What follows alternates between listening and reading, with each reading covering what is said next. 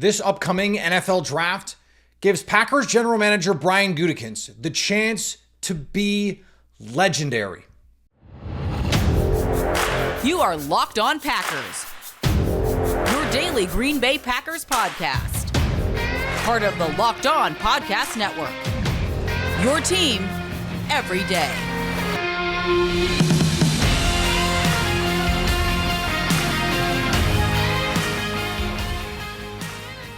You are Locked On Packers, part of the Locked On Podcast Network, your team every day. I'm Peter Bukowski, and I cover the Packers for The Leap, a newsletter I would love for you to subscribe to. Follow me on Twitter, Peter_Bukowski. Follow the podcast on Twitter, Locked On Packers.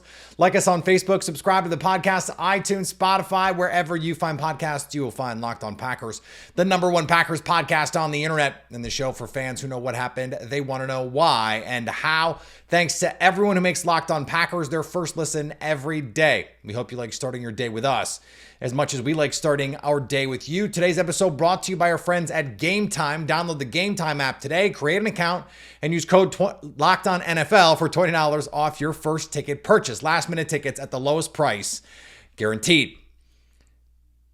There is an opportunity in front of Brian Gutekunst with 5 picks in the top 100, 2 picks in the top 45, 3 picks in the top 60, to go on the kind of run that can set up a franchise for a decade. It's something that, frankly, Ted Thompson never did. He had some good drafts and certainly some good draft picks, and I think you can make the case that 2009 class with Clay Matthews and B.J. Raji was ultimately the thing that was the difference between winning a Super Bowl and not. But it wasn't that sort of transformational draft class. And after 2023, when you get, and we'll see what Lucas Van Ness becomes, but when you have Jaden Reed, who has star potential, we've seen it already. Dontavian Wicks, who has star potential, we've seen it already. Tucker Kraft and Luke Musgrave, who each have star potential, we've seen it already. Carl Brooks, who has a ton of upside as an interior pass rusher. And then you add in the incredible upside, the physical tools of someone like Lucas Van Ness, the precise kind of player that they have been able to develop here over the last few seasons in the Matt LaFleur era. All of that with some of the free agent classes that they brought in, Zadarius Smith, Preston Smith. Now you add Xavier McKinney, Josh Jacobs. I understand there is that bittersweet part of this with Aaron Jones also going out the door. Brian Gutekunst has mostly been right about moving on from players a year too early rather than a year too late, with the possible exception being Aaron Rodgers. When you add in the 2022 class, even with Quay Walker still very much an unknown, he made progress last season, but I wouldn't say he's a cornerstone player at this point in his career, but he could be. Look at how long it took Patrick Queen to take off. This could be the season. Maybe Jeff Hafley is the right coach to simplify things enough for him where he can just go play. That's where the physical tools can take. Just go play. Devontae Wyatt, now that he's getting real playing time, looks like one of the better interior pass rushers in the league. He's gotten better. An older prospect, 24 years old. Was that upside there? It looks like it was. And then you add in Christian Watson, if he can stay healthy, superstar potential. Romeo Doubs, Zach Tom looks like one of the best, most versatile interior offensive line, exterior offensive line, doesn't matter. Tackle, guard, center. The Packers think he can do it all. All of the talent that Brian Gutekunst has put together the last few years. It's not John Schneider getting Richard Sherman and Bobby Wagner and Earl Thomas. Guys going to the Hall of Fame. Right now, it doesn't look like any of these guys are on that sort of trajectory. But to restock the cupboards the way that he has, an old team that was set up to compete with Aaron Rodgers, Devontae Adams, and Preston Smith, Zadarius Smith, all those guys, David Bakhtiari, to reset it, retool it, reshape it, refill it, refuel it, baby, to do all of that in essentially 2 off seasons is pretty remarkable.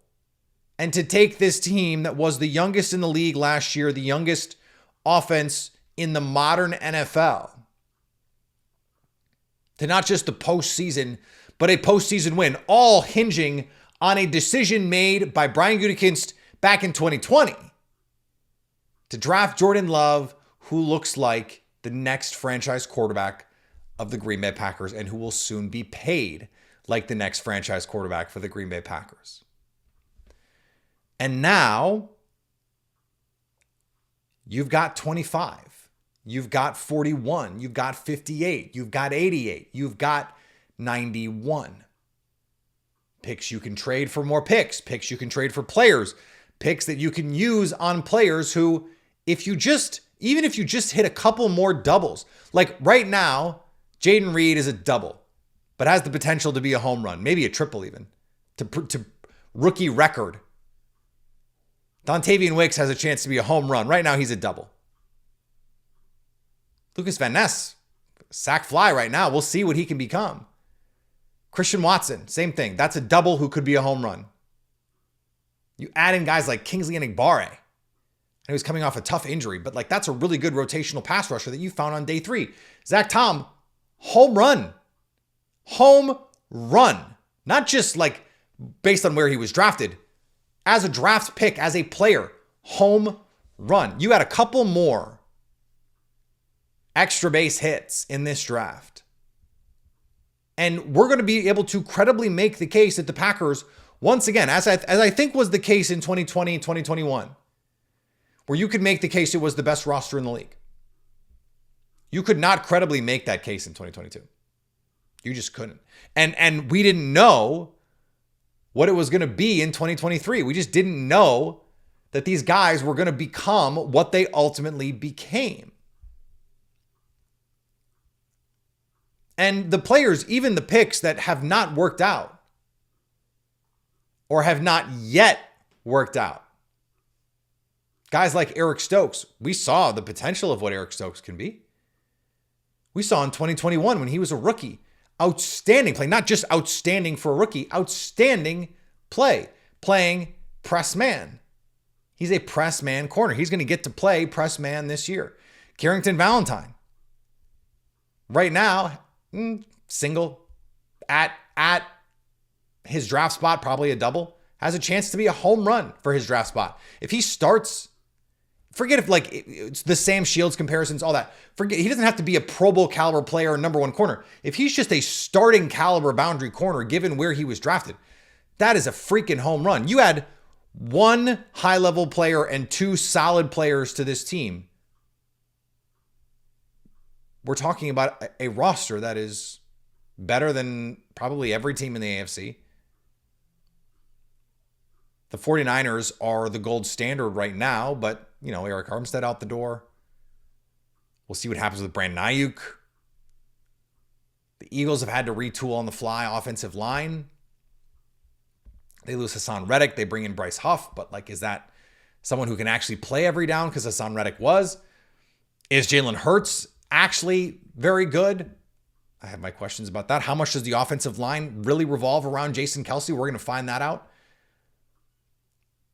If he goes out and makes 1 or 2, even if he just does the 2018, when you get an all-pro caliber player. Like, think about the drafts. There isn't really a draft where he's come out and been like, well, they didn't get any good players out of that. Now, 2021, we'll see. We'll see. At the top especially. But I want to also talk about this idea of busts and hits and evaluations, because I think we're getting this wrong way too much. And I don't mean the picks themselves or the evaluations of the picks. The whole idea of it. We're getting it wrong. I'm going to tell you why next on Locked On Packers. Today's episode brought to you by our friends at BetterHelp. What's the first thing you'd do if you had a little extra time in your day, an extra hour, let's say? A lot of us spend our lives wishing we had more time. The question is, time for what? If time was unlimited, how would you use it? The best way to squeeze that special thing into your schedule is to know what's important to you and make it a priority. Therapy can help you find what matters to you so you can do more of it. If you're thinking of starting therapy, give BetterHelp a try. It's entirely online, designed to be convenient, flexible, and suited to your schedule. Just fill out a brief questionnaire to get matched with a licensed therapist and switch therapists anytime for no additional charge. Learn to make time for what makes you happy with BetterHelp. Visit BetterHelp.com/lockedon to get 10% off your first month. That's BetterHelp, HELP.com/lockedon. And thanks to everyone who makes Locked On Packers their first listen every day. We hope you like starting your day with us as much as we like starting our day with you. It's Locked On NFL's Mock Draft live on April 17th at 7 Eastern, streaming on Locked On Sports Today's 24/7 streaming channel. That's on YouTube, or the free Amazon Fire TV channel app. Find the ultimate 6-episode series on April 17th at 7 o'clock Eastern Time, PM, to hear who the local Locked On experts, that's me, are picking for every NFL franchise. You're going to like it, with live reactions from local college football experts and even the fantasy football angle. The Locked On NFL Mock Draft on April 17th at 7 o'clock Eastern, streaming live on Locked On Sports Today's 24/7 streaming channel on YouTube, or the free Amazon Fire TV channels app. So I know that the discourse around player picks, hey, this team got this one wrong, this team got this one right, hey, you know, the player was always better than the team's. Maybe. Players are risk profiles. Think of them, and actually Football Outsiders does this. They have a really cool quarterback. They actually put odds on it. They've got a bust rate. They've got a star rate. Like, what are the chances this player is going to bust based on historical similarities? What are the chances this player is going to hit high, like be a star? And what are the chances of sort of a middle class outcome? Players are like weather forecasts, let's say. If there's a 30% chance of rain and you don't bring your umbrella and it rains, you made a rational, logical decision that it was more likely than not that it would not rain. So, 30% chance I'm not bringing my umbrella. Even if it's a 15% chance, even better. No chance I'm bringing my umbrella. 10, 15% chance I'm not bringing my umbrella. But 10 or 15%, 20%, 30%, that's not 0%. Did I miscalculate? No. I made a rational, logical choice. I decided to take my chances, and my chances were good. I got rained on. Now, the flip side of this, 60%, 70% chance. How many times have you woken up in the morning, 75% chance of rain, and it never rains? Doesn't mean the forecast was wrong, because 75% is not 100%. So yes, it was more likely than not that a thing would happen, but just because it didn't happen doesn't mean the forecast was wrong. This is the NFL draft.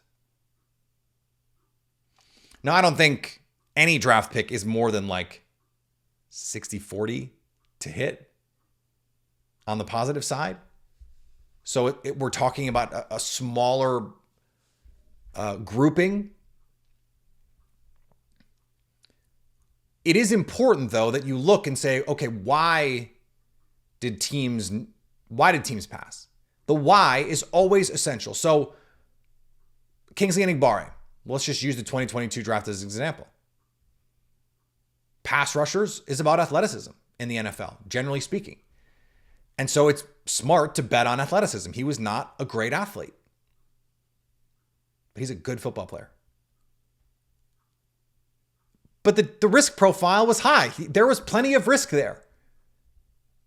Zach Tom, terrific athlete, gave you the athletic profile that you wanted, but he played at like 285. You can't play tackle in the NFL, guard in the NFL, center in the NFL at 285. Now, what's cool is he put on weight for the combine and still tested like a 90 plus percentile athlete. I posted on Twitter the other day that he is a 10 relative athletic score at center. But that ability to anchor, to handle the bull rush, you can't bet on a guy. He put on another, I think, 10 or 15 pounds, remade his body last offseason, and that put him in a position to be a terrific tackle this past offseason. That's not a variable that you can control for. If you'd known that, if he had that extra 10 to 15 and put it on tape that he could handle bull rush and that he had put on the requisite strength, he probably goes 2 or 3 rounds higher. We didn't know that. We didn't know that. And so it's about mitigating risk, which is why I have long been an advocate for betting on upside. The chances of any player hitting is less than 50-50. So like truly hitting. And so why not, if you're going to take a gamble, okay, let's say it's only a 15% chance that this player reaches their ceiling, but their ceiling is crazy high. This is the Christian Watson case. I made the case pre-draft that there is like a 1 percentile outcome, or I guess a 99th percentile outcome, where he's AJ Green. There are other players that were more likely to be straight down the line, just good, solid players. They were more likely to hit their ceiling, but their ceiling wasn't as high as Christian Watson's. And so I want the opportunity to hit the home run. That's what I want. And it doesn't mean that if it doesn't work out, that was wrong. Now, I think we can quibble about the process. That's the thing. But when you go back and look, 2021, that was the year of pro-ready drafting. Eric Stokes, Josh Myers, although over Creed Humphrey, even in the moment, did not make any sense. But Amari Rodgers was supposed to be able to come in right away and play the slot for you. It was game ready. But the upside was not great. Generally, to me, anecdotally, I see more misses when you try and chase the certainty. But speaking of certainty, like Marvin Harrison Jr. in this draft class, a purple chip prospect, according to some people, like not just top 5, like this is a guy who in most drafts is going to go top 3. One of the best receiver prospects of the last decade. He could still become Michael Crabtree, who's a good player, but he's not that. He's not a great prospect. He's not, Calvin Johnson delivers on the hype. Well, if they have the same chance of delivering and one doesn't and one does, that doesn't change the fact that at the outset, they had the same chance of doing the thing. So landing spot matters. We know that. Coaching is a huge part of this. It is, I think, a really underrated part in all of this and it's one of my favorite questions after the draft. Who did you not love in the draft? Are you now more excited about because of where they went? And, often my answer is a Packer, because I think there were players where you go, well, I didn't love the tape in a vacuum, but for what the Packers are going to ask him to do, like Kevin King was one of those guys I didn't love in the draft. But when, he's coming to Green Bay, that's perfect for what they need, what they needed. And had he stayed healthy, I still think that there was an opportunity out there for him to reach that ceiling. That is a bet worth making. A 6'3" corner who is a 95th percentile athlete who has starting experience at a Power 5 program, played in the Pac-12, the skill talent out at USC and Oregon and all that. Like that made sense. That was good process. You got stuck with a bad outcome. And the Packers are big believers in the process over outcome mantra, because the process is what you have direct control over. Now, the coaching staff, of course, that's part of this too. But for the front office, you can only evaluate and control what you can actually control, right? Now, you know what your team is good and not good at putting together. You know, they have a history of certain things. Control the controllables. But just because Josh Jackson didn't hit doesn't mean that wasn't a worthy gamble to take. Doesn't mean that the Packers missed on him. They waited a consensus top 25 kind of player, all the way in the middle of the second round. That's a value point where it's a no-brainer to take that shot because the upside, the ball skills, we saw it in the preseason games. He had the instincts and the ball skills and the playmaking. It was some of the movement skills. It was some of the technique stuff that he just never quite managed to put together, lost his confidence, it seemed, and then just never recovered. The mental side of this is another piece that we just don't know.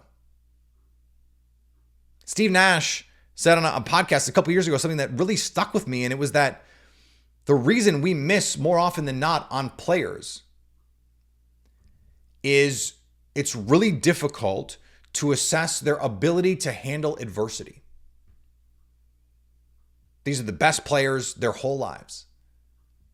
They're used to it going their way. They're used to dominating in the game. So what happens when they don't? What happens when they have an injury? What happens when they're in a scheme that isn't perfect for them? How do they adapt? Those are really hard questions to answer. Almost impossible for them to answer, frankly.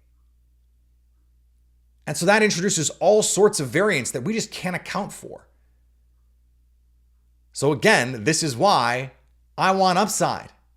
Because I can't know the makeup of, I can talk to people, you talk to coaches, but the scouts do this. They talk to the coaches. Is he a hard worker? They do work on the families. Do they come from families where, they've had to fight? Do they have the support that they need? How are their friends? Do they have people, they do this sort of due diligence, especially at the top of the draft. And they still get it wrong. They still get it wrong. It's not always a flaw in evaluation. Sometimes you just fall on the tough luck end of a risk proposition and stuff happens. I don't want to make it seem like, why should we care about this stuff? Because obviously I care deeply about this stuff. I'm invested in it. It's why I want to scout these players. It's why I want to know them, really well, especially at the top, the most important draft picks. I want to know those guys the minute Green Bay makes a selection. But I also understand that you can't know everything. There is no 100% forecast. And sometimes you're going to believe in the 30% and be wrong. And sometimes you're going to believe in the 60%, the 70% and be wrong. So, who do you want? I want the guy with upside.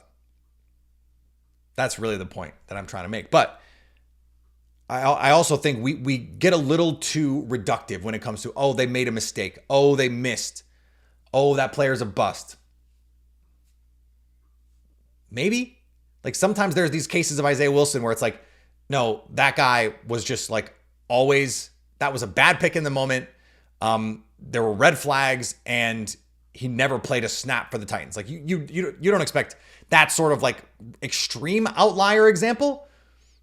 But that was when you take a risk like that for not that much upside, that's when we can start getting into these process questions. When you take someone with a high pick at a non-premium position with not that much upside, like Josh Myers, where you don't know the athletic profile because it's a need. That was when you had Creed Humphrey right there. That's bad process, flat out. You could have mitigated your risk there much better by taking a similarly experienced player with a known elite athletic profile and gone that way. That's why we can evaluate the process here. And if Creed Humphrey turned out to be worse than Josh Myers, you would have said, that was good process. We got unlucky. It's why I care about historical hit rates. It's why I care about Positional value. These are the edges that you have to be willing and able to exploit if you want to have long-term success, if you want to be legendary, Brian Gutekunst. And I think he's going to do it. I want to use the betting markets to try and figure out if we can get some ideas about where some players are going to go related to the Packers. We'll do that coming up on Locked On Packers. Today's episode brought to you by our friends at Game Time.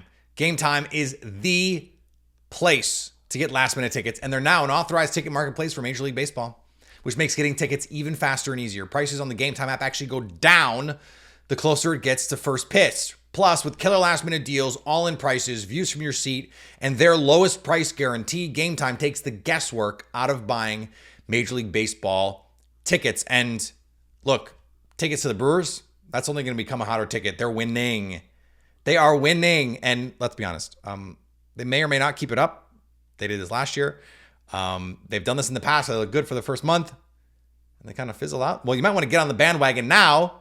Get your tickets now for some of these games while they're playing well, because who knows what's going to happen down the line. Enjoy it while you can. Take the guesswork out of buying tickets with Game Time, because you can't take the guesswork out of what's going to happen next to the Brewers. Download the Game Time app, create an account, and use code LOCKEDONNFL for $20 off your first purchase. Terms apply. Again, create an account and redeem code LOCKEDONNFL for $20 off. The Game Time app. Download it today. Last-minute tickets at the lowest price, guaranteed. And thanks to everyone who makes Locked On Packers their first listen every day. Locked On has launched the first ever national sports 24/7 streaming channel on YouTube.